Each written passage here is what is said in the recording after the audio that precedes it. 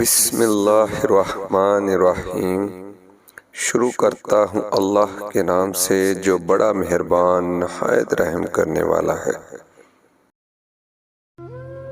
اس سے تو خاموشی بہتر ہے کہ کسی کو دل کی بات کہہ کر پھر اس سے کہا جائے کہ کسی سے نہ کہنا۔ اچھے لوگوں کا اللہ امتحان بہت لیتا ہے پر ساتھ نہیں چھوڑتا، اور برے لوگوں کو اللہ بہت کچھ دیتا ہے پر ساتھ نہیں دیتا۔ صبر ایک ایسی سواری ہے جو اپنے سوار کو کبھی گرنے نہیں دیتا، نہ کسی کی نظروں میں اور نہ کسی کے قدموں میں۔ جو لوگ آپ کی خاموشی کو نہیں سمجھتے وہ آپ کی باتوں کو کیسے سمجھ سکتے ہیں؟ زندگی میں کبھی بھی اپنے ہنر پر غرور مت کرنا، کیونکہ پتھر جب بھی پانی میں گرتا ہے اپنے ہی وزن سے ڈوب جاتا ہے۔ خاموش رہو، صرف خدا ہی تمہارے دل کا بوجھ ہلکا کر سکتا ہے۔ جہاں دوسروں کو سمجھانا مشکل ہو وہاں خود کو سمجھا لینا ہی بہتر ہوتا ہے۔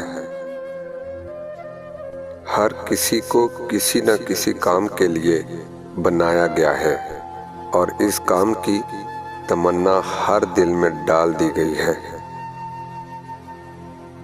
اللہ تعالیٰ جب کسی بندے سے ناراض ہوتا ہے تو اسے پاکیزہ لوگوں کی عیب جوئی میں مشغول کر دیتا ہے۔ انسان کا دل اور نظر قابو میں نہ ہو تو وسوسے پیدا ہوتے ہیں۔ اپنا حق چھوڑنا بھی صدقہ ہے، خالی غصہ ذبح کر دیا کرو، یہ بھی صدقہ ہے۔ جو شخص خوشگوار زندگی بسر کرتا ہے وہ تلخ موت مرتا ہے۔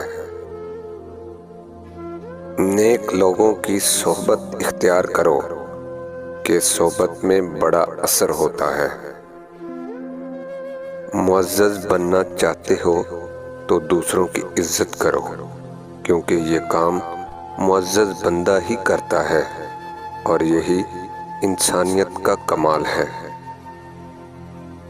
جینا چاہتے ہو تو پرندوں سے سیکھو، کیونکہ جب وہ چہکتے ہیں تو انہیں پرواہ نہیں ہوتی کہ ان کا چہکنا کس کس کو ناگوار گزرتا ہے۔ بعض تکلیفوں اور پریشانیوں میں ان کے لیے خیر چھپی ہوتی ہے۔ رشتوں اور تعلقات کو باندھے رکھنے کے لیے اکثر اوقات گونگا، بہرا اور اندھا ہونا پڑتا ہے۔ کچھ لوگ اپنے خلوص کی وجہ سے، کچھ اپنی منافقت کی وجہ سے عمر بھر یاد رہ جاتے ہیں۔